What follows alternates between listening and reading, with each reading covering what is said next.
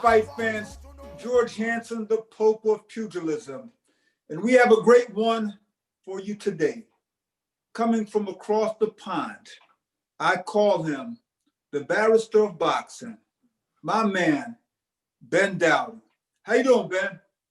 I'm great, George. It's a pleasure to be talking to you in this somewhat face-to-face manner after so many years of kinship on Facebook. And funny enough, George, although I don't want to sidetrack you, you're the interviewer, but me and you initially met on Facebook in an antagonistic situation. We were getting into it and yes, disparaging one another over. Remember the Darren Barker fight and then I wouldn't say disparaging. We were respectfully sparring. Yeah, and we forged a kind of respect. Very shortly afterwards, you know, we decided that we both actually liked each other and were both very much singing for the same hymn sheet, really, in boxing. And Ben, it was a great sparring session. Yeah. There was no profanity. There was no belittling anyone. We were bringing out the facts, and I noticed you would throw the right hand, and I had the shoulder roll. Then I would come back with the left hook. Then you would duck. So and you said too. You at the time when we started talking more amicably, you said sometimes if someone hits you low, you got to use the elbow, and that's what we were doing too sometimes. But it's all good. but then we discovered we had a mutual friend, two-time heavyweight champ Tim Witherspoon. Absolutely, and you know, for me, it's such a gift. That is the value of social media for me. Whatever negative aspects it has impacted on our society, you know, America and England, everywhere else. For me, to be actually genuine friends with people like Tim Witherspoon, I used to watch on TV as a teenager. So that's priceless for me, you know. And I trained in the gym with Tim when I was a kid. Tim's been a friend since I would say I was 14 years old. Great person, man. One of the nicest guys you will ever meet on this planet. Has a huge boxing intellect too, and he's got a lot to offer. If he's not been utilized enough as a trainer because he's never got a really big gig, but that's a shame, you know. Yes. But you know what's amazing about Tim, Ben? He doesn't age. I believe Tim's a vampire who can walk during daylight. I remember you saying that, and it's true. But we were looking at, you know what, we were watching a documentary from the 90s, mainly it was about promoters. It was a lot about Frank Warren and Frank Maloney and Barry Hearn.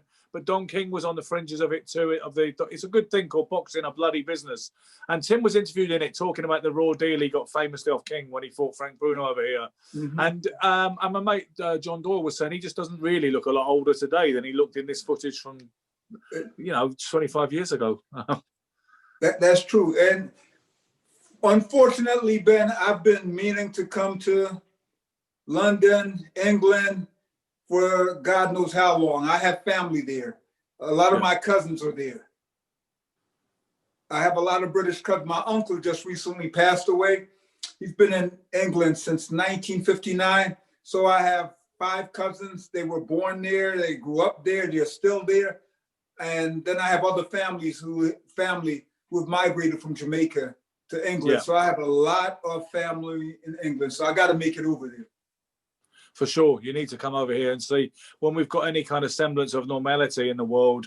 You need to come over and see the London boxing scene. And, you know, can you believe I lived in New York a couple of times for an extended period, nearly a year, one time, 6 months, another time.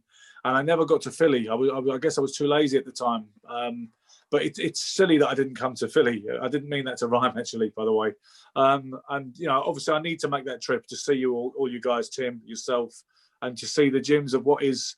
You know, I think Philadelphia, it could be the capital city of boxing, the world capital city of boxing, probably. If you had to encapsulate boxing in one city, I think Philadelphia would likely win, right? And as we say in Philly, Ben, it's the only place you can see 2 winos fighting, and they're both hooking off the jab. Tex Cobb, copyright Tex Cobb.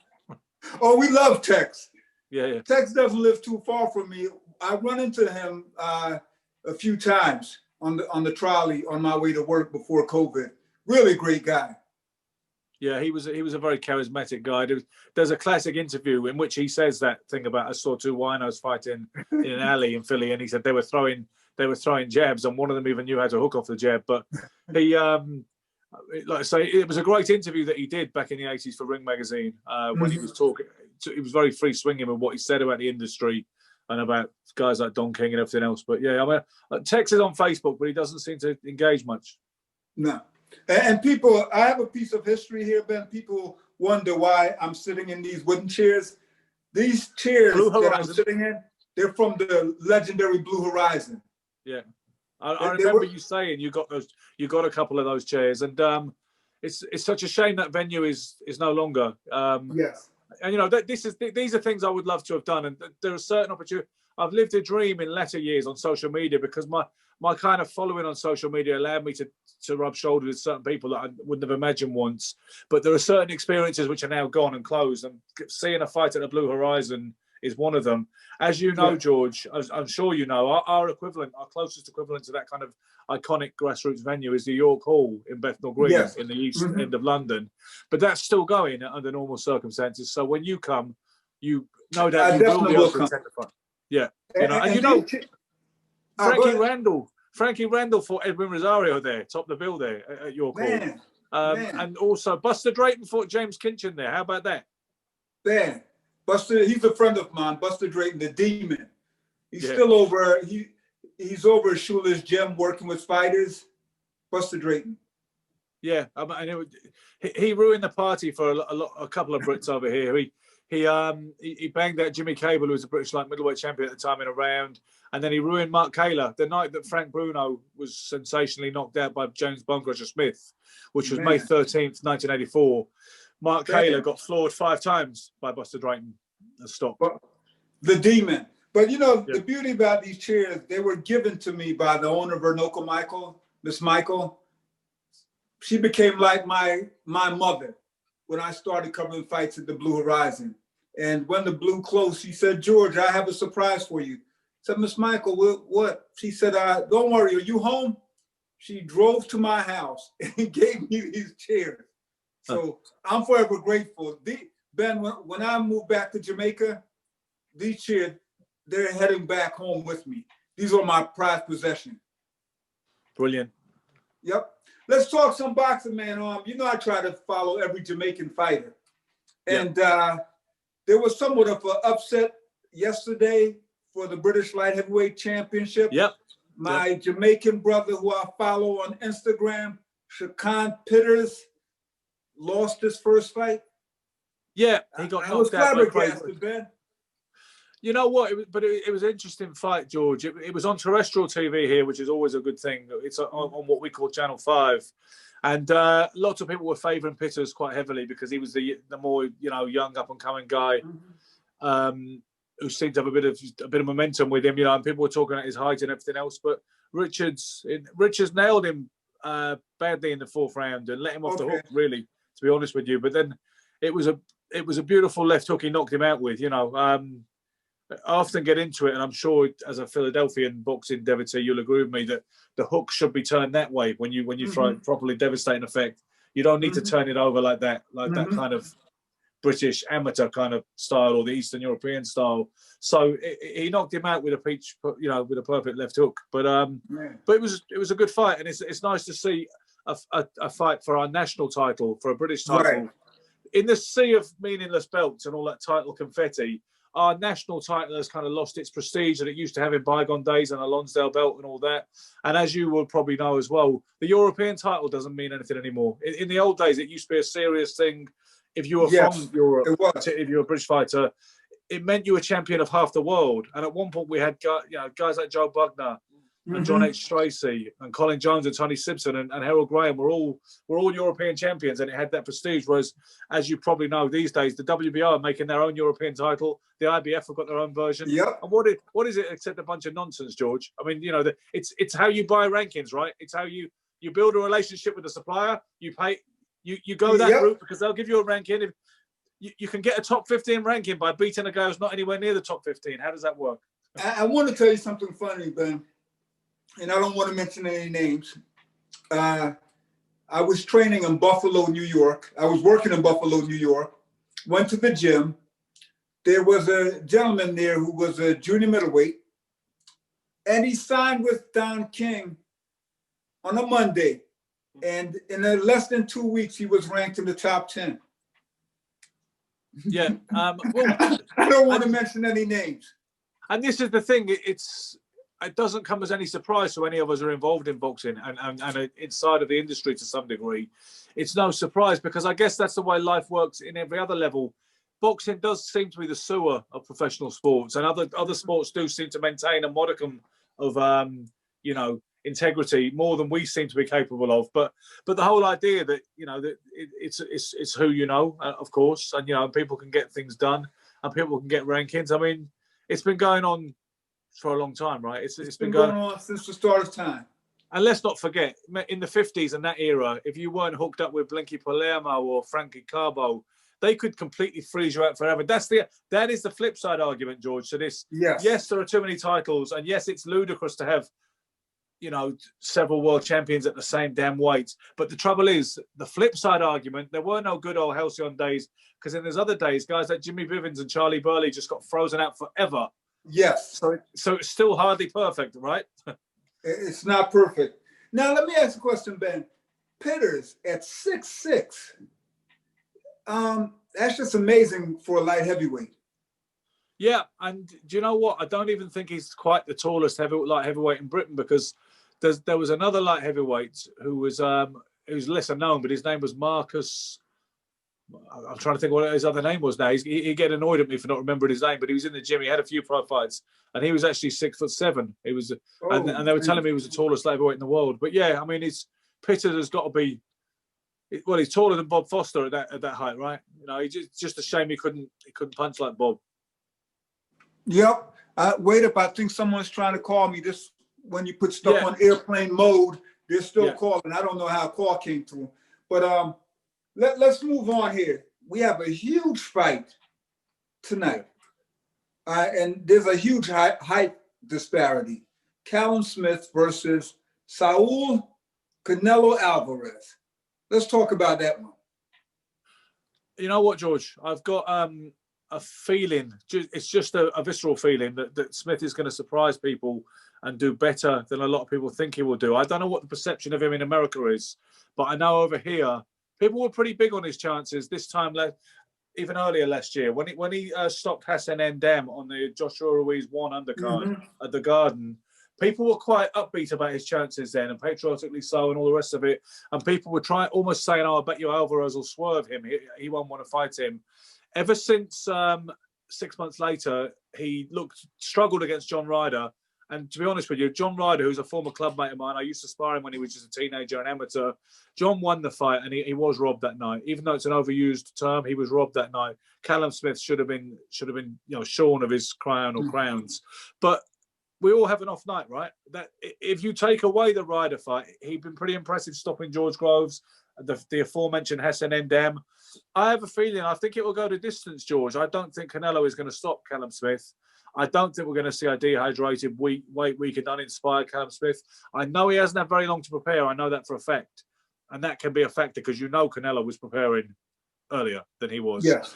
But there's no rehydration clause, which is interesting. So Smith can come in as big as he likes. Normally that favours Canelo, okay? But because Smith is so big. In the old days, Smith could never have made super middleweight, I'm pretty sure. Well, let's face it, never mind the fact there wasn't a super middleweight division for him to make in the old days. So a bit of a spurious argument. But I feel it will go the distance. I'm feeling the upset, George. Am I predicting the upset? No. Would I put a cent on it? No. But I've got a funny premonition sense that Callum Smith might be able to pull it off, and if not, I think he will do well. If I was recommending a bet, I would bet Alvarez via unanimous decision. And kudos to Alvarez for taking this fight. Sure. A very dangerous opponent, very tough opponent. Yes. I mean, and he's a big guy. Listen, I mean, Callum Smith has the more legitimate claim to being the super middleweight champion of the world than Canelo does, by some distance, because he's the ring belt champion, which obviously has a lot of prestige because it's not thought to have a vested interest in the champions it names. And the ring won't recognise a guy unless he really has proven what they regard as superiority. Otherwise, they'll keep the title vacant. They don't have a problem with that. So, he's also I guess he's the IBF champion too. I'm pretty sure he's the WBA champion. He has those 2 times with a ring belt, right? He's the WBA champion. It is hard to keep track of these days, is it not? But so really, it's even though Canelo is obviously the A side and and he's the superstar of boxing. it's Smith who's defending against him in essence tonight. You know. Yeah. But He's a big man, and he can box. The only thing I worry about Smith is sometimes he gives up his height by trying to fight in too close. When you're 6'6" with long arms, stay on the outside. Sure, and I think he needs to do that with Canelo because we know Canelo can be outboxed. We know Canelo doesn't like movement, right, George? We've seen it. You know, we saw it back in the day when I think Erislandy Lara was very unlucky that particular time. I scored that fight for Lara, Ben. Yeah, I did. I did, based on the rudiments of boxing. He won the fight. Yeah, he won the fight. So Canelo has a few losses that are not recorded, right? Austin Trout, debatable. Do you know what, George? I don't know how you saw it, but I thought Miguel Cotto beat Canelo. I really do. Mm-hmm. No? I gave him a slight edge in that one. The one I thought, hands down, because I was scoring it, the Lara fight. Yeah. I mean, so, okay, what we know, Canelo doesn't like a southpaw too much, or you know, which obviously doesn't favour, not relevant to Smith. And he doesn't like a mover. He doesn't like a cute, slick southpaw who is of an elite level. So Billy Joe Saunders, obviously, that's why I've always felt that Billy Joe would have, you know, something to work on going into that fight. You know, obviously, if Canelo beats Callum Smith tonight, which, you know, obviously on balance, I think he probably will do. The Billy Joe fight is something else we'd like to see. You know, we have another super middleweight over here. You know, and you know, I became a huge fan of Billy Joe Saunders. Just the style. He's a boxer. I think it was a LMU fight. Turned you around. You said to me, "Why didn't you tell me that Billy Joe Saunders was like some kind of anemic reincarnation of Muhammad Ali? How come you never told me?" He said. Yes, and he was doing things that we only saw from Pernell Whitaker. Yeah, and I mean, Billy Joe is special. George, I've seen him from the start of his pro career in the gym. I've been around Billy Joe. I've not been around in the last couple of years so much because he's moved around, with, you know, and he's trained in Spain and stuff. But certainly from about 2012 to about 2018, I was with Billy Joe a lot, sometimes on a daily basis in the gym. I see him working with the great coach, Jimmy Tibbs, possibly our greatest coach in terms of the resume he has. You know, and Billy Joe, you know yourself, when you're in the gym with a guy all the time, you know how good he is. Yes, he has to be able to do it under the lights, but I knew that Billy Joe had that stuff. But it was his coming out party, and he kind of showed it to the world, particularly in North America, when he totally bamboozled David Lemieux. You know, but you know too, he has off nights too, and he's a little flat also. So you know, he's very talented. Yeah, he is. I mean, very creative, very confident. He's so relaxed in the ring. It's like he's sitting in his living room. Yeah, and that's what I've always loved. That's always been my favorite thing. When I was you know, like an 11, 12-year-old, 13-year-old, I watched Sugar Ray Leonard, and that was the thing that impressed me the most. Was he looked like you could give him a cup of tea and a crossword, and he would still take care of the little altercation he had going on. You know, out of one eye. You know, he looked like he could do anything he felt like doing in the ring. You know, really good fighter. Let's talk about another one. I hope you've been following him. Our young Philadelphia welterweight phenom, Jaron Boots Ennis, who I believe is the best welterweight on the planet. He fights tonight on Showtime. Okay, I've been watching him. It was initially you that drew my attention to him, and I do think he's as good as you say. I think he is phenomenal. He's incredibly talented. You know, he looks. He's got talent to burn, and he looks with plenty of imagination and creativity, like you say. And I think, you know, he's not the bigger welterweights in the world. The guys like Errol Spence or Terence Crawford aren't calling his name, are they? Ennis? No. Every time his name is mentioned, it's something comes up. Yeah. The business. You know, Ben, somehow we miss the days, and it appears that way, when fighters would fight. And with Jaron Ennis, it's so difficult to get one of the champions in the ring. Spence, Pacquiao, Crawford, and people say, well, he's not on their level. Well, he's undefeated. You have to fight a top 10 contender, gentlemen. Yeah, and the trouble is, because everybody's decorated in hardware these days, because the sanctioning bodies can pick up fees for all these kind of developmental titles and ranking kind of tools, you know, the ranking belts, which allow them to climb the ladder as long as they're paying into the coffers. What you tend to have is a situation where there are really no contenders anymore, which is not the fault of any fine fighter like Jaron Ennis or anybody else, you know, young up and coming fighter. But there are really no contenders anymore, and that term has lost its nobility. Yes. And the notion that you have a champion who has to accommodate guys like that and gives everybody a shot. I mean, you look at Muhammad Ali. He fought everybody in his era. He fought literally everybody in his era. It was as if it would have been seen as rather amiss if he hadn't have done, because he was a fighter. He was the champion of the world, for you know, obviously, and even when he wasn't the world champion in that time. And look how long it took him to get another shot when he lost to Fraser in 71. He didn't get another shot until 1974. How mind-blowing is that today, George? In today's context. It is. You know full well, without wishing to go on a tangent, and we're going to stick on Boots, but you know full well that happens today, that scenario. Ali fights his very next fight, either a rematch with Fraser for even more money, and there would have been a rematch clause, no doubt, or else he fights somebody else for one of the other belts. Does he go on the road for 3 years before he gets a shot at George Foreman? It's crazy, isn't it? Because then it used to be kind of like a sport, a little bit, right? So, but yeah, that's the trouble with someone like Jaron Ennis. He's almost like a contender in an era where they don't have contenders, you know. And nobody wants to fight him, man. And to me, it's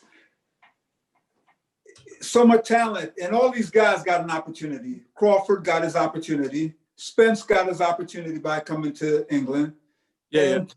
Nobody wants to fight him. And I tell people, if they ask me, people say, well, you're cheering for Jaron Ennis because he's from Philadelphia. No, I'm not. Ben, I look at fighters, and I'm sure you do the same. And there's some fighters that make you go, wow. You get my point? I've never seen anything like that, or I've seen that before. And Jaron Ennis, he's one of those fighters that I sit back and I go, wow, this young man is special. But it helps that I've been watching him since he's been a toddler. So who's he with, George, business-wise? Who is his manager? Business-wise, I know he's signed to Showtime. I don't know his management team. Okay, but interesting. He has a contract with Showtime. He's still trained by his dad, one of the greatest trainers in Philadelphia. Rosie Ennis, the old man, is still beating up kids in the gym. I've seen him sparring, And two of his brothers are former fighters. One has a win over Pooh Ennis, beat Gabe Rosado for the USBA title. And Farah Ennis actually fought by Badu Jack. So that's what he's been doing his entire life. He has both brothers. He has his father. So the kid is pretty much like Floyd Mayweather. He grew up in the gym. And I tell people this, Ben, anytime I write an article about him, I always say Jaron Ennis got a mouthpiece before he got a pacifier. There you go. we call it a dummy over here, but same thing, for pacifier. You know, but you should check that out tonight on Showtime at 9 our time.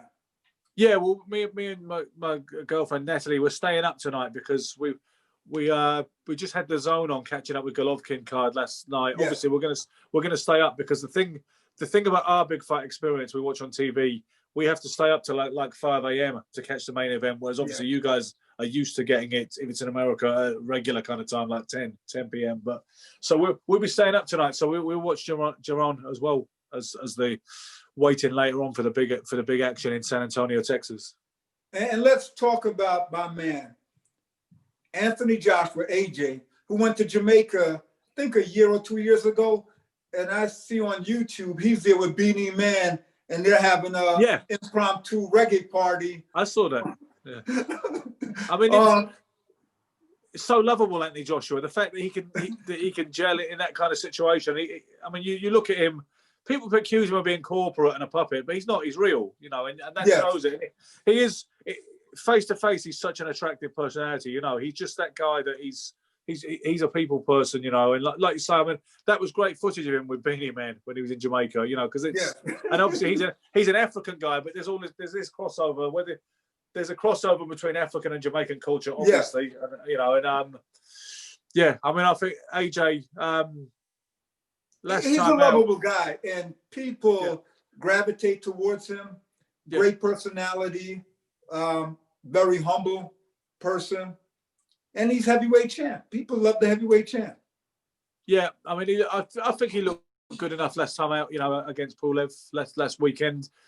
He, some people were saying, like, I don't know if you noticed, Teddy Atlas said the ghosts of Ruiz are still in Anthony Joshua's locker. He tried to make out he looks tentative and scared of getting hit. Other people said, no, you know what? He's gotten wise. He's not going to make the same mistake again. That's not sometimes ghosts and reminders are not a bad thing.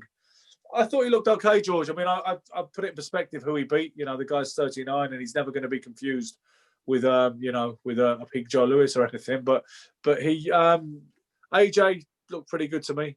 Good finisher. I watched the fight, and I think a few of your British brothers wanted to tar and feather me because I love the fight. And I said the only thing I would say to Anthony Joshua was he didn't bend his legs enough and rotate his hips to throw the uppercut.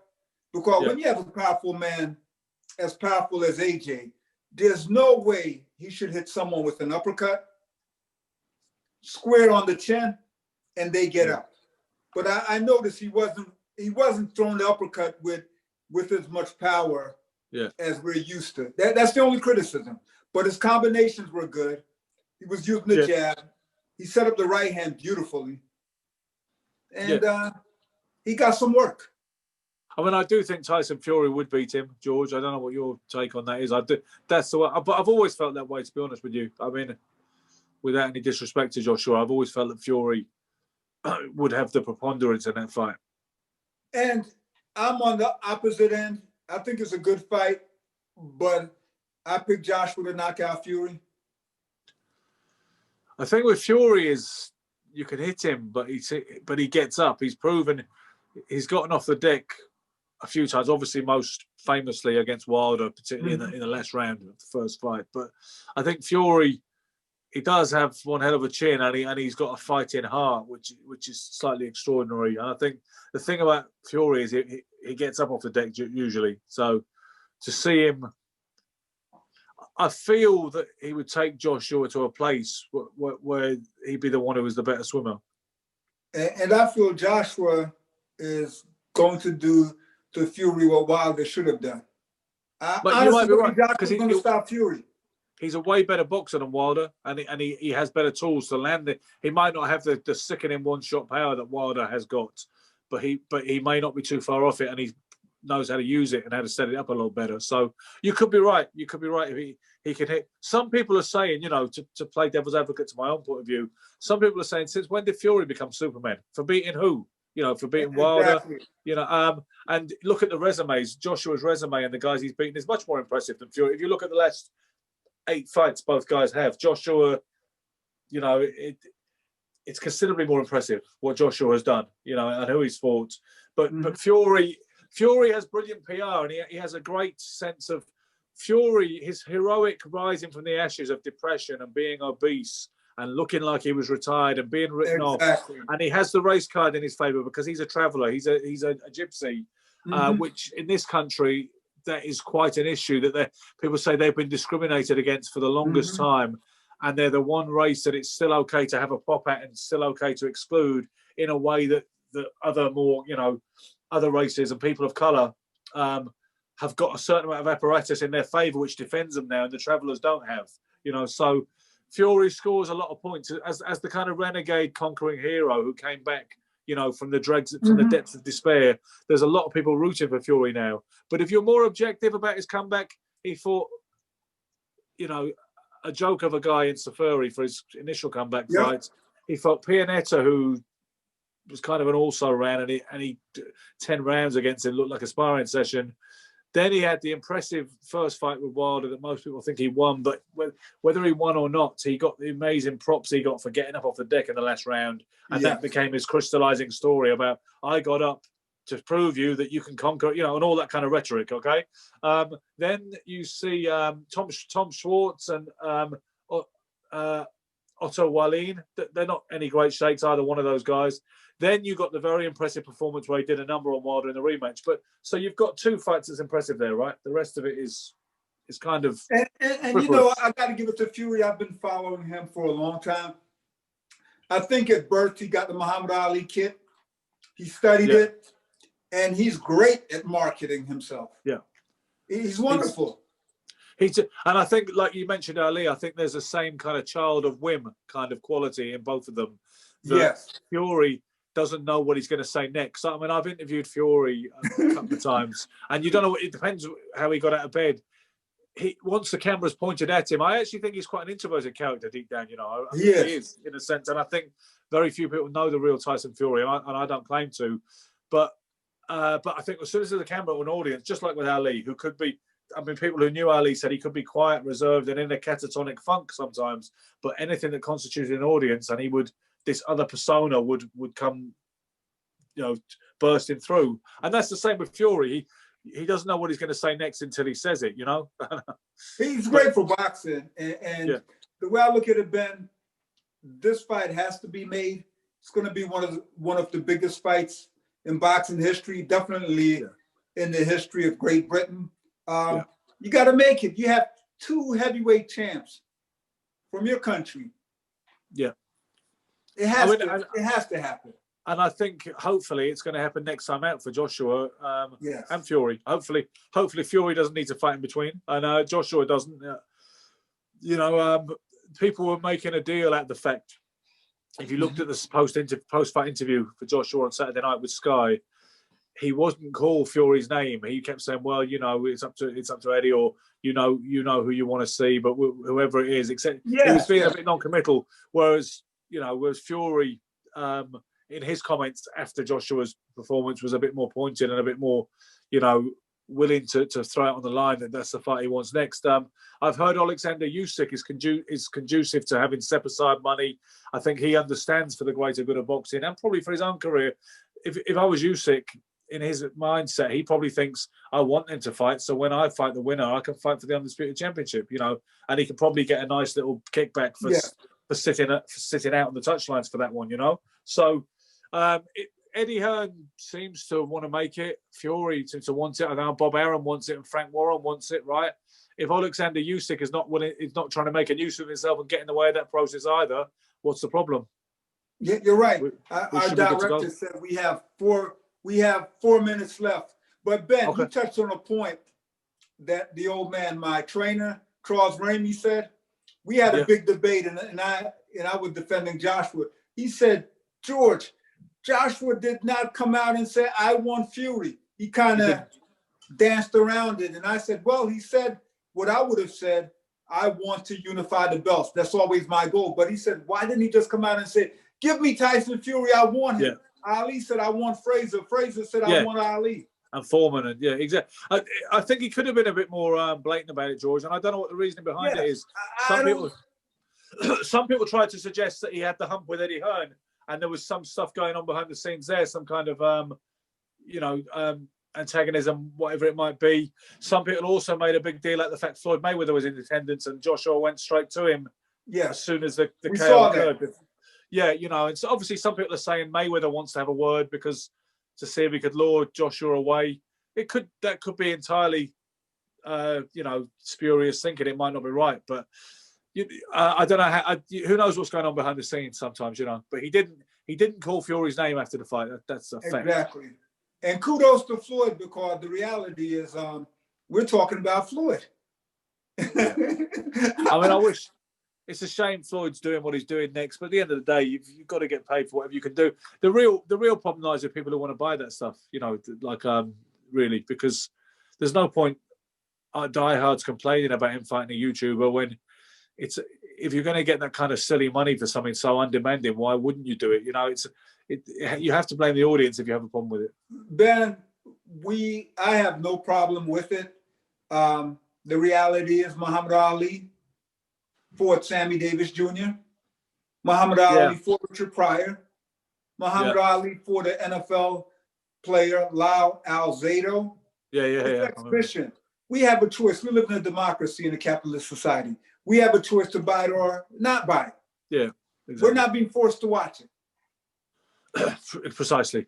And if I could get $2 million, I'm calling out Roberto Duran, Ben. Yeah, I mean, No, I'm there's saying Duran, me personally, I know Yeah. Duran is close to 70 now. I would fight Roberto Duran for 100,000. Yeah, I would definitely fight Duran. I'd fight Marvin Hagler for something to go through this. We don't. He didn't seem to. He didn't. He had a little problem when we met. It's a long story. We don't have enough time to talk about it now because we're getting wrapped up. But when I met Hagler, initially he was cool for a couple of seconds, and he said, "Hang on, wait a second. What's your name?" I said, "Ben Doughty." He said, "Are you the guy who came looking for me in Milan?" And I said, "Yeah." And he poked me in the chest and said, "Why?"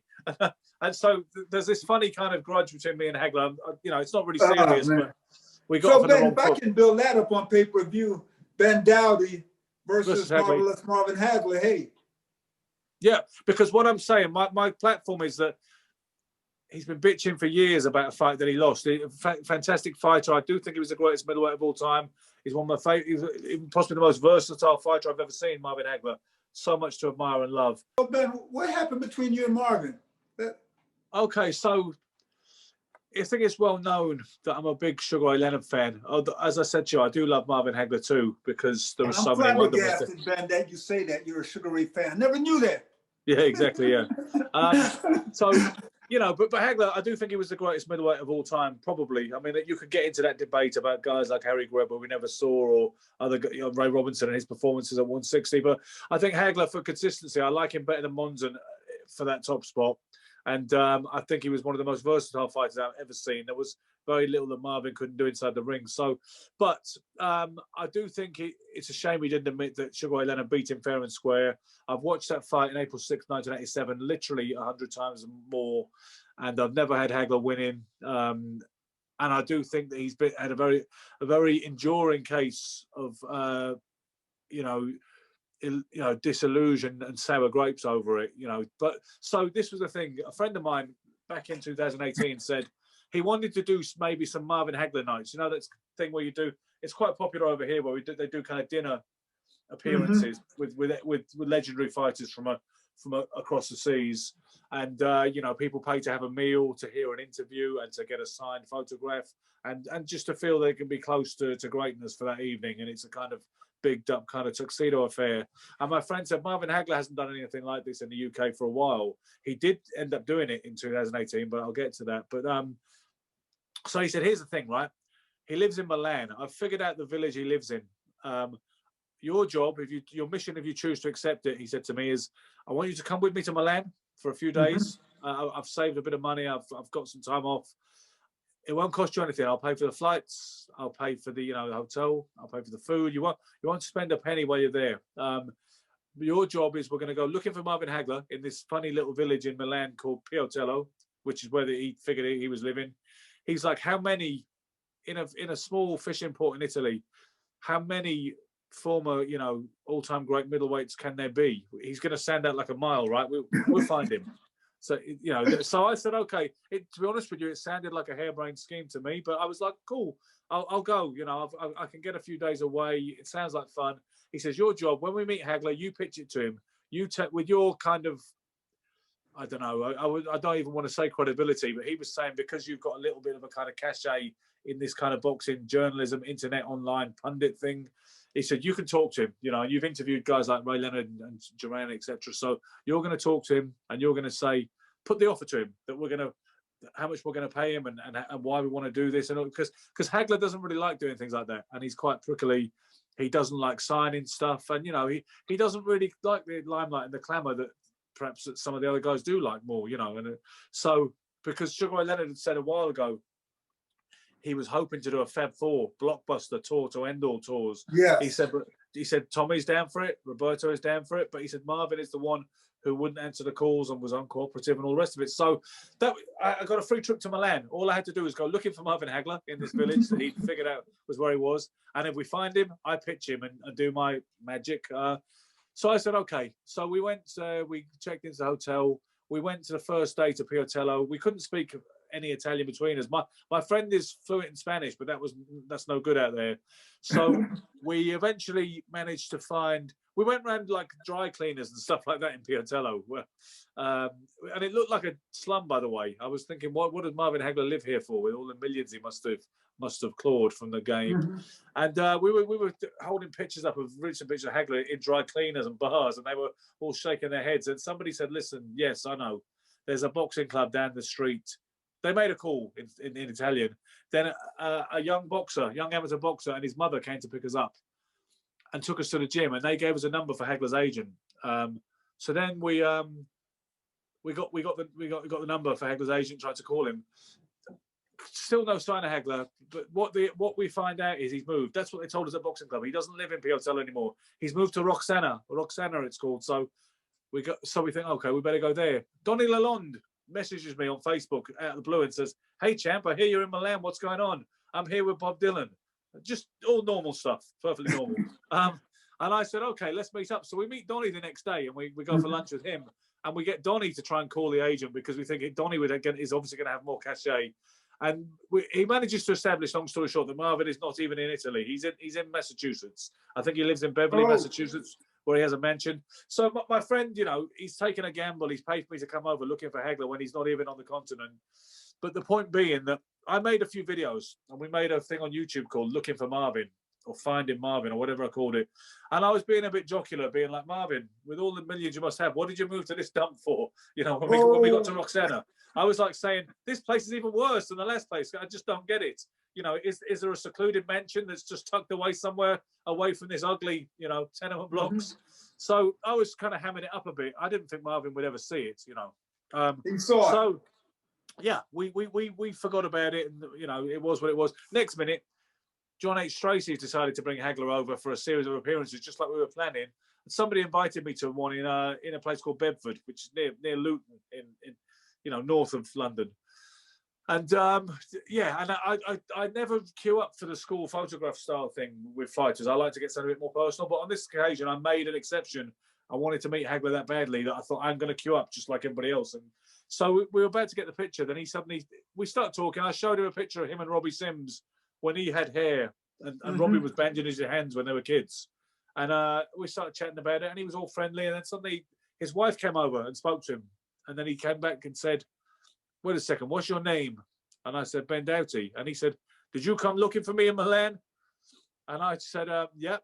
And he said, and he poked me in the chest quite hard, but as you can imagine, it felt sensational. It was like, it just felt good for Marvin Hagler to prod you that physically hard. It was a bit special. Nobody else was getting that in the line. So so he poked me in the chest and said, "Why?" And I said, "Listen, it's a long story, but my friend wanted to make you an offer, a business proposition." And he was kind of okay about it. He said, "Yeah, okay, man, but my wife's behind me. She's busting my balls, and you understand." And but the trouble is that the picture we got was not the typical picture that you get, all smiles or maybe doing a joke stare at. The picture they got was him poking me in the chest, which is brilliant. It's one of my most treasured photos that I've got with boxing legends. But because of that, there's a bit of a joke about, Hagler doesn't like you. So that's why I mentioned his name when you said you'd fight Roberto Duran for sufficient remuneration, since we live in the era where everybody can fight, doesn't matter how old we get or whether you're a YouTuber, the Pope of Pugilism, the barrister of British boxing, we all deserve our place in the sun today. So I'm just throwing it out there. If Hagler does have some animosity, how old is he now? He's got to be 60 odd.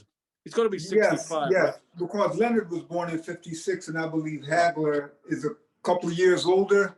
So someone's still trying to call me. Let me decline. I see that. Yeah. No worries. That's going to show up. That's one of the fighters from the gym, Alberto Garcia. But before Andy Ruiz won, we believe he was going to be the first Mexican heavyweight champ. Yeah. From Philadelphia. Philadelphia has never had a Mexican world champion. So that's Alberto Garcia. And the old man trained him, Charles Ramey. We train him.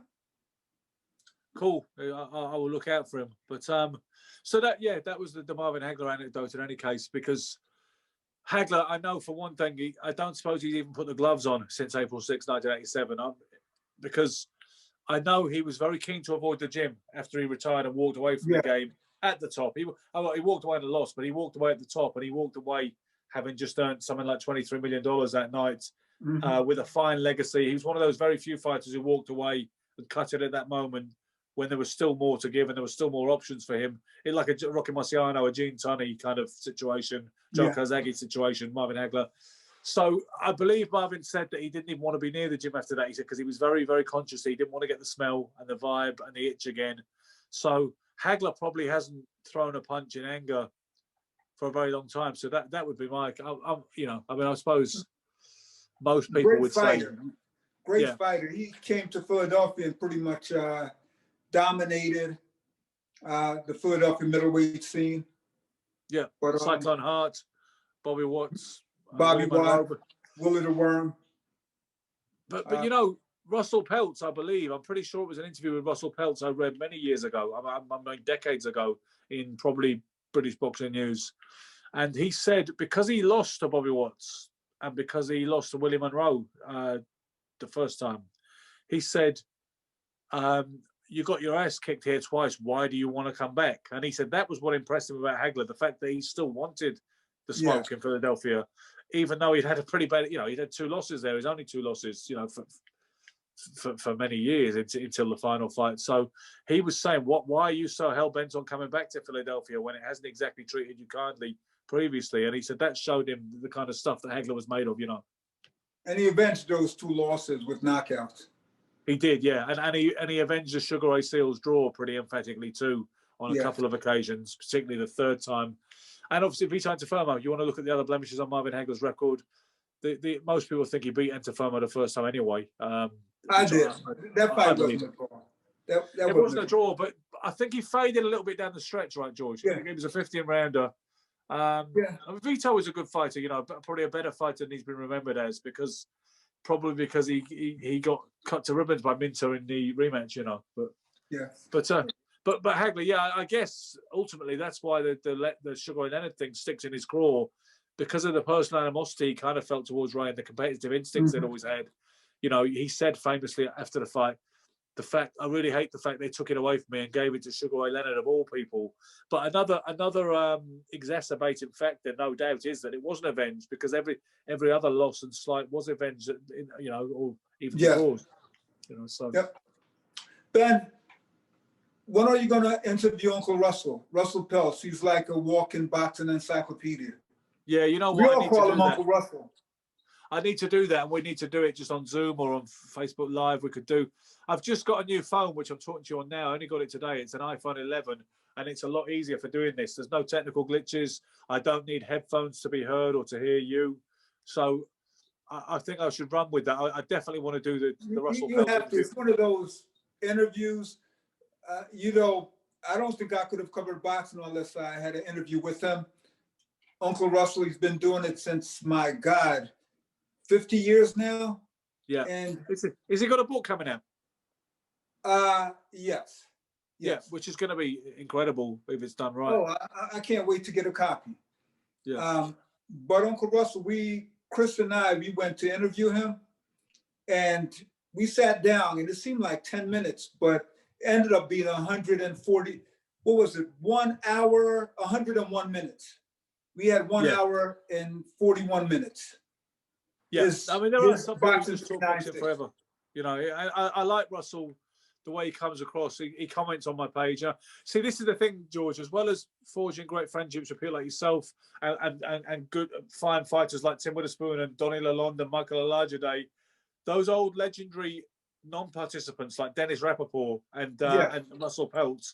It's brilliant for me that they will just comment casually on a thread, a question that I may pose about something on the boxing scene. And, it's just, I never quite get over the novelty of seeing the name J. Russell Peltz or Dennis Rappaport talking about, this inside track that, and when these guys do pass, that knowledge, a lot of that knowledge goes with them, So it'd be a good thing when Russell, puts his story to print and that comes out because I can't wait to get a copy. You know what's amazing to me coming to Philadelphia, landing in the U.S. and landing in Philadelphia, and just being a boxing junkie, being in the gym, amateur boxer, and seeing Russell Peltz on the poster, then to actually meet him, interview him, and become a friend. Where if I call Uncle Russell, he picks up the phone.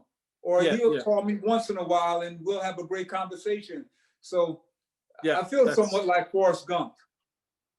Exactly, and it's the same experience I get. Like I say, with Tim Witherspoon, obviously I call him when I want to call him. We've done things, we've done certain things together, bits of punditry. He did my corner, you know. For I'm not going to tell you it was a fight; it was an exhibition in 2017 with a former good pro called Georgie Smith, he won an IBO belt, which is kind of so what, you know how I feel about that. But he was a good domestic level light welterweight and welterweight.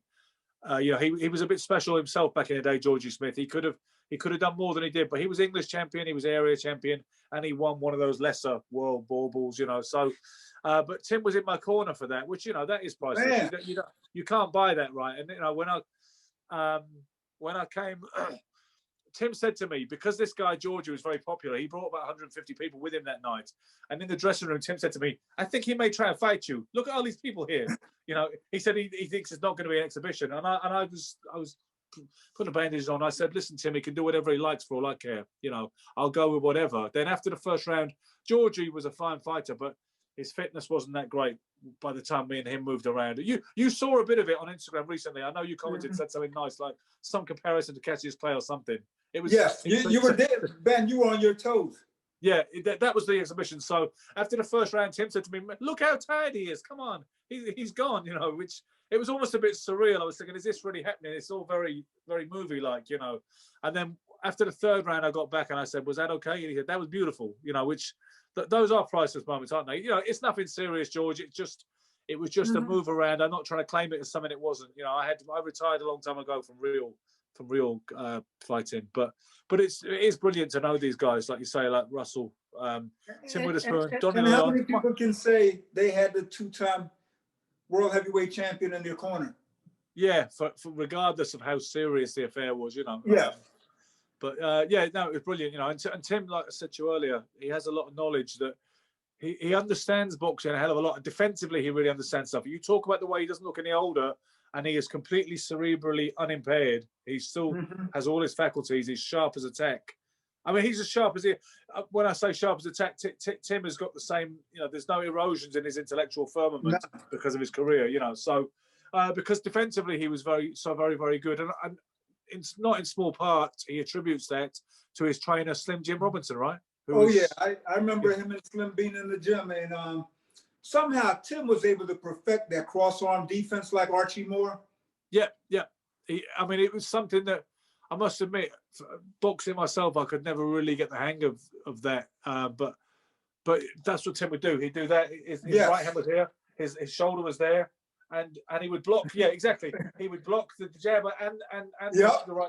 Drop the jab with that hand. He blocked the right hand with the shoulder a lot of the time, and he blocked the left hook like that, and that worked for him. And it, you know, because he said Slim Jim Robinson taught him that, you know, and Slim Jim was one of those guys who probably could have been a multiple weight world champion if he'd had the breaks, particularly if he was around several years later.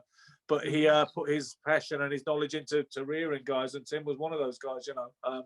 One thing Tim doesn't like, you know, I tell him that Larry Holmes beat him because that's honestly what I know that everybody thinks Tim won the fight and was robbed. I watched it a couple of times back in recent years, and I think Larry won it. But Tim does not like hearing that, and he, you know, at one time he almost tried to pull rank and throw his toys at me and say, "I thought you knew boxing." I said, "Don't go there. Don't be saying that." I said, I'm being real with you. I'm telling you. I said, most people probably wouldn't tell you that even if they thought it, you know. And some of the people who tell you got robbed, they might not even watch the fight. I said, but Tim, I honestly think Larry dug in and gutted that one out. But it was still, you know, it was still an amazing performance. It was from someone who only had 13 fights, you know. And you know, Tim, if Tim was around today, who would you not back him against, George? I mean, who would you not back Tim against on the current scene? I tell you this: if Tim was around today fighting, I don't see anyone getting away from that overhand right. Tim had a great chin, and that overhand right. I would love to see Tim and Deontay Wilder. Yeah, that's a fight I would want to see. Yeah, and you know, because Tim didn't mind a tall guy like that, like you say. No, if he throw that overhand right, and you mentioned that punch. If you think of Larry Holmes for the jab, it is most synonymous with that. People talk about the greatest jab. People might mention Sonny Liston, but they tend to mention Larry Holmes first. If you think about the left hook, maybe people mention Joe Frazier, right? Yeah. If you think about the overhand right, I would say more people globally mention Tim Witherspoon and everybody else. Tim owns that. Tim owns the He calls it overhand can right. opener, right? He calls it a can opener. Yes. Yeah? That overhand right was something special. For sure. And, you know, so, yeah, I mean, I think Tim would beat the leading heavyweights around today, to be honest with you. I think he would definitely beat Anthony Joshua. I think he would. I mean, Tyson Fury would be an interesting fight between the two of them. It would be. But, you know, Tim's always maintained, or certainly for years he's maintained, that he threw the fight with the rematch with James Christian Smith. He says that he just capitulated in that one because he wanted out from Don King. You know, so that's something he's always said. He said that he deliberately tanked that fight. I don't know if you spoke about it with him. I've never spoken to him about it. Now, another interesting fighter, and I've seen the interviews more than once, Sugar Ray Leonard, Ben. And when I look at Ray Leonard, it's just amazing to me that someone could throw combinations like that with the speed, accuracy. I'll say this, and I'll go on record of saying this. I've never seen in my entire life a better combination puncher. No, it's just incredible. I agree with you, because people talk about Meldrick Taylor, whose hands are probably faster. But Ray, it was the power as well. Ray could bang, especially as a welter and a junior middleweight. Ray was faster than Meldrick Taylor. Maybe, I mean, I could see how some people think Taylor was faster. Or even Camacho was damn fast, right? Camacho wasn't faster than Ray Leonard. Did you see the shot, the double left hook that Ray hit Davey Boy Green with? Yeah, what a combination that was. I had to slow it down and play back several times. Yeah. Just to see it. Yeah. I mean, what a sickening KO that was. You know, that's the thing about Ray Leonard. It's all very well thinking he was a stylist and a showboat and all that, but he could punch as well. He could really punch. And you know, when he engaged Roberto Duran toe to toe the first time over 15 rounds in Montreal, when Mike Tyson said, you know, people thought he was a fancy Dan, he wasn't. He was a pit bull with a pretty face, you know. So what didn't Ray Leonard have going for him in the ring? I mean, there's nothing he didn't have going for him. He had the heart. Had the heart. Had a chin. The thing that hurts Ray, for some people, is that his stats are relatively brief. He only had 40 fights, which for some people, when they talk about legends like Robinson, Chavez, Pep, you know, they look at that kind of longevity and the sheer numbers those guys racked up. But for me, Ray has the best short resume in boxing history, because you can talk about even Sugar Ray Robinson or anybody else, you know, and Harry Greb, who sight unseen, but has got an incredible resume on paper. But for me, did anybody unequivocally beat four better names than Benitez, Duran, Hearns, and Hagler? I don't know that anybody ever did do that, George. We're talking about top 20 fighters of all time. Yeah, that's fair. You know, I mean, I think he qualifies in the top 10. Ray. No, I'm not saying Ray is qualified. Are you talking the other guys? I'm saying the guys he's beaten. All those guys are in the top 20 or top 15. Yeah, you know what? Or top 10. I understand. I understand your point in context now. Yeah, for sure. You know, I mean, Benitez is a very underrated guy. You know, because unfortunately he burnt out early, and then he had some not so great performances. One of the greatest I've ever seen in my entire life. Yeah, Wilfred Benitez.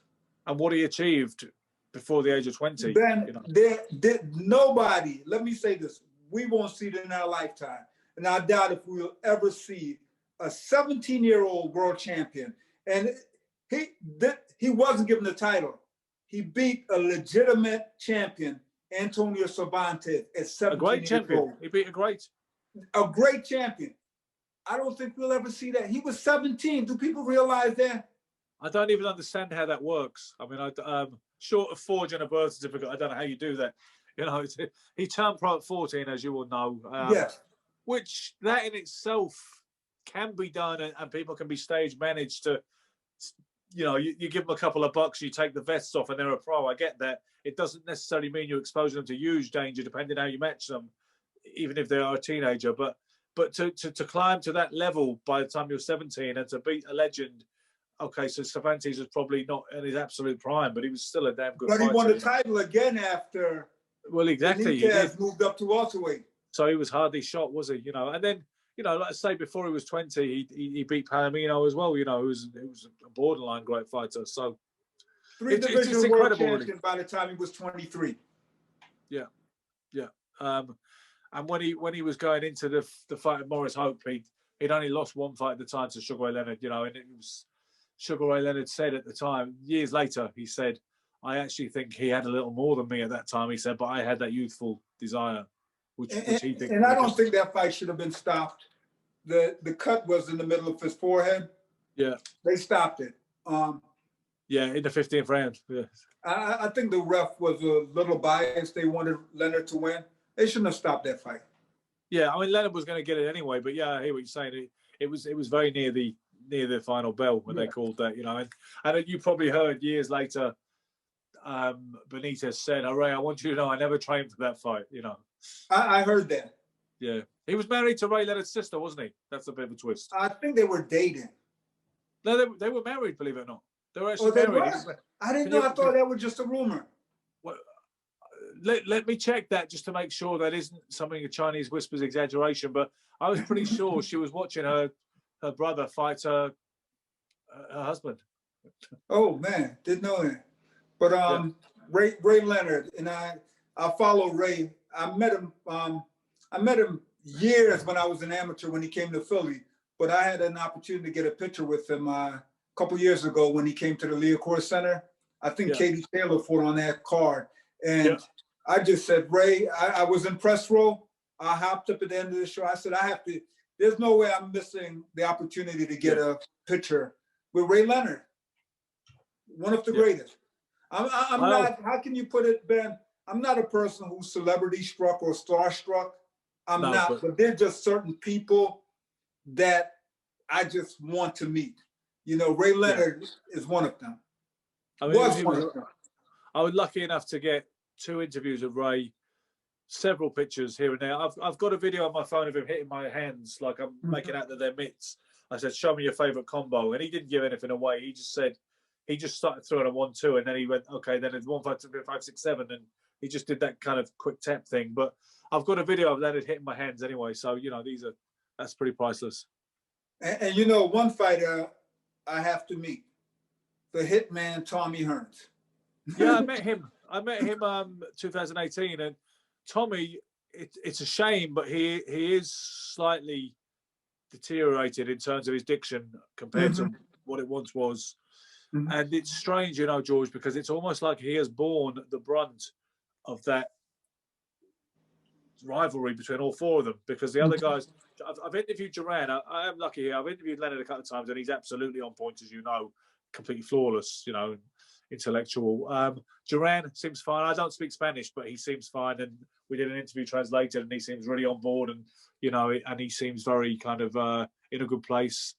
Hagler is just exactly like I imagined. He's mean, moody, bristly, does not seem to be in any way deteriorated. Tommy slurs a little in a way and has that more glazed eyes thing, which is a shame. But I hear they had a lot of gym wars at the Kronk, because as much as we love boxing and we champion boxing, we're not saying it doesn't have its risks, and it can't. There can be kind of later, you know, decline. You can see a decline in retirement. We see it. You know, I don't like using the phrase, you know, to do with drunk and punch, but there are degrees of deterioration which go on when you make a living out of getting hit punched in the head, particularly when your day job, even in the sparring, was involved getting hit in the head. So, but Tommy was still great, you know, because he was. I asked him, could I ask him a few questions, just you know, uninvited at a kind of signing, and he kept saying, "Have you got a quid?" You know, because obviously it's a pound in England, right? And he kept basically gently saying that, you know, I wasn't contracted to do an interview with him, and he just kept saying, "Have you got a quid?" Then eventually, he said, "No, go on, ask me one question." And I asked him about Bernard Superbad Mays and just how good that guy was, because there's a lot of mythology about Bernard Mays, and many said he could have been even better than Tommy, but he ended up drinking himself to death, right? But so I asked him about him, and he said, "Oh, Bernard Mays was, you know, a good friend of mine, a wonderful fighter, and he could have done so much." Then he said, "Let me ask you a question." I said, "What?" And he said, "Have you got a quid?" And he just did it again, like he was doing it as a bit of shtick, you know. But Tommy was still brilliant to meet, but he hasn't gotten away with it the way that Marvin, Ray, and Roberto have. You know, he hasn't. You know what I love about Tommy? I have not seen anyone being able to fight like Tommy. You No. get my point? Their styles, we've seen Meldrick Taylor pretty much copied or emulated Sugar Ray Leonard. Yeah. We haven't seen a fighter being able to fight like Tommy Hearns. And you know, George, every time you get a tall, gangly guy, a wiry guy who can punch a little bit with his right hand, they get the Tommy Hearns comparisons. Sometimes they don't even need the power to get the Tommy Hearns comparisons. Just But they don't even ambience. compare. Tommy moved like a machine. Yeah, and what, you know, what a boxer. Offensively, he was such a brilliant fighter. Yeah. Tim Witherspoon, our friend, does say that Tommy wasn't great defensively, but maybe he wasn't a defensive master. That's fair to say. But offensively, he was a master. The way he would set guys up, like you say, his variety, and that right, because the right hand power was amazing, because Tommy would twist his hand that instead of turning it like that, he would turn it right over like that. Mm-hmm. But what about those knife-in left hooks to the body that Tommy would set you right up off the jab? Right Tommy off the could jab, throw exactly. that hook off the jab. Yes. Yeah. So, and he had legs, right? Whether he might not have that kind of in the pocket defense that we were talking about that Tim, you know, espouses, but Tommy had legs to get in and out of range as well, you know, and you know, nobody ever outboxed Tommy, did they? Probably in the gym. And one fighter, and I see we have about 8 minutes left, 7 minutes left. Yeah. One fighter, I believe, could have beaten almost everybody because of his chin, his defensive prowess, and his just offensive ability. Mike, the Body Snatcher McCollum. You know what? And he wasn't invited to the party. Somehow, if there's anyone I believe would have beaten Marvin Hagler, it's Mike McCollum. If there's anyone I believe could have beaten all four fighters or competed at their level, in Mike McCollum. Yeah, I don't necessarily endorse that he would have beaten all or any of them, but I think one thing is the fact nobody wanted to find out, because Manny Stewart told him, you can forget about fighting Tommy, stop asking me, right? He said, you're not fighting Tommy, which obviously led him to be disillusioned with Manny and to want to walk away and see if he could do better with somebody else. He said he met Marvin Hagler many years later. It might have been a Hall of Fame, it might have been some other award ceremony, and Hagler was saying how much I've always respected you, Mike. And apparently McCallum said, listen, Marvin, in my country, which is Jamaica, he said, if we respect somebody, we let them eat, you know. You didn't do that. So it was like, you can keep your respect, you know, your retrospective respect. Duran, I know Duran didn't want to fight McCallum at that particular point. I mean, we can't judge Duran too harshly, because his greatness was at 135. His greatness was at various divisions, but his prime was at 135, and his kind of his best weight. So, you know, you can't necessarily blame Roberto at 154 not fancy fighting the guy. Leonard, I've never heard Leonard talk about McCallum. It would have been interesting to have asked him a question. Nobody wanted to fight McCallum. No. Nobody. No, because it was bad weather, you know. But that's it. Well, Ben, one of the things I've always respected about you in boxing, we have so many people grab a laptop and a pen. Now they're boxing experts. Yeah. You grew up in boxing like myself. You are in the gym every day. You watch fights. You fought. You know, I think more boxers should engage in the sport of boxing, become writers, etc. Because there's so many people now. And one of the things I've always despised, sometimes I sit in the press row and I hear some of the things people say who have never boxed. Oh, this guy doesn't have a heart. And I'm saying, you get in the ring. But I respect boxing writers who are former boxers or who are in the sport, just not to make a living or to, you know, get an article. But I mean, that's the thing, George. Breed boxing.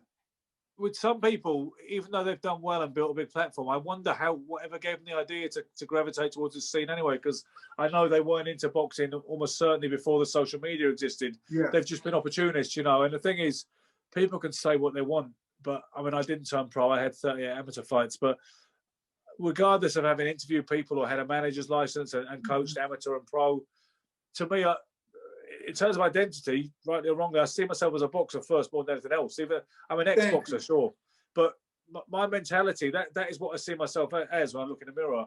Whether anybody thinks I've got that entitlement or not, that's more important to me really. And it's great interviewing people. It's great doing this and that. And it's the business side of boxing can be interesting.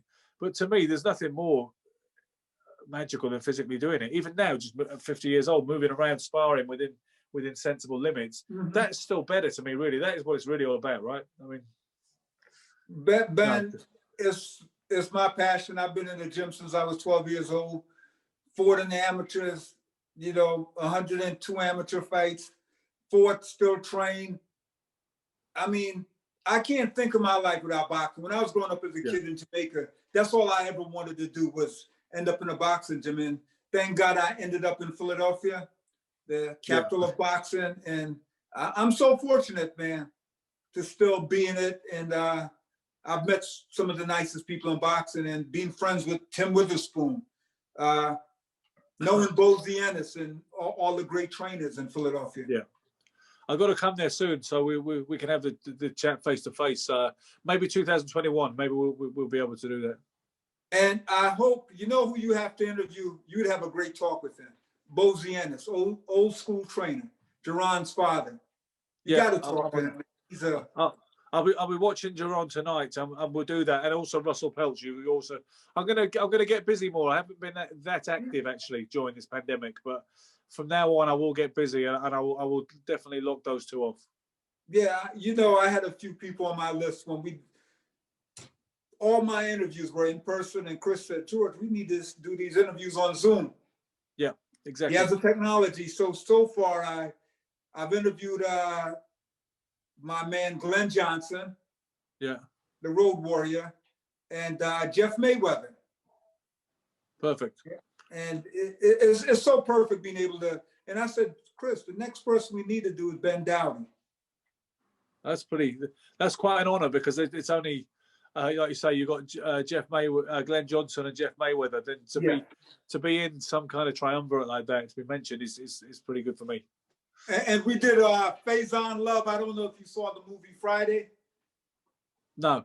With Ice Cube, there's a gentleman in there named Faison Love. He plays a character called Big Worm. But Faison is a huge boxing fan. He's a comedian.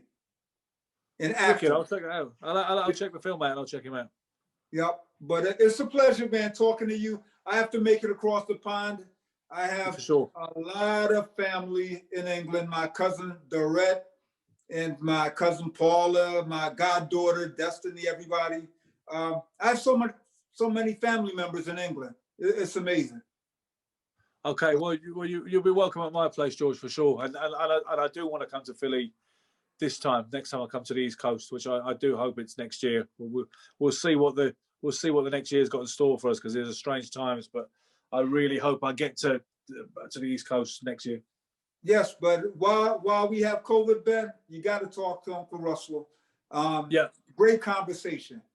I'll drop him a message this weekend and we'll hook it up for next week. And I'm going to give Uncle Russell a call. I said, you have to talk to the barrister of boxing or the barrister of British boxing. We don't want to limit your range. So I say the barrister of boxing. Okay, let's do it. Yeah. So thank you, Ben. I have on my Ali Fraser shirt right here. Two of my heroes, Muhammad Ali and Smoking Joe Frazier. Absolutely. I mean, and mine too. I mean, certainly Ali is my hero. I mean, I would say Sugar Ray Leonard's my favorite fighter, but Ali was my hero above and beyond fight, boxing and in and outside the ring. But as I said, also Joe Frazier is still the patron saint of Philadelphia boxing, bar nobody, but nobody. I mean, Benny Briscoe, okay too, but Joe Frazier, bar nobody, but nobody, even over and above. Even though he's not actually from Philly, we know he's from South Carolina, but yeah, I mean, like I say, I never met a boxing fan who didn't like Joe Frazier. It's impossible. Great man. And for sure, Ali got me into boxing, so huge Ali fan. Love Joe Frazier. You're right; he's the patron saint of Philadelphia boxing. But Ben, we're wrapping up. So tonight we have Canelo Alvarez versus your countryman Callum Smith. It's going to be a great fight. It is. I'm going to stay up for it now. I'm watching DAZN right now. We're going to count down the hours. My prediction, for what it's worth, I think it's going to be Canelo on points. I don't think it's going to get anyone's getting stopped. Let's see if I'm right. It's going to be a great fight. Well, Ben, thank you. Great speaking with you. As you say in Jamaica, one love. Keep everything going. Okay, no worries, champ. We'll do it again Take soon. care. Thank you.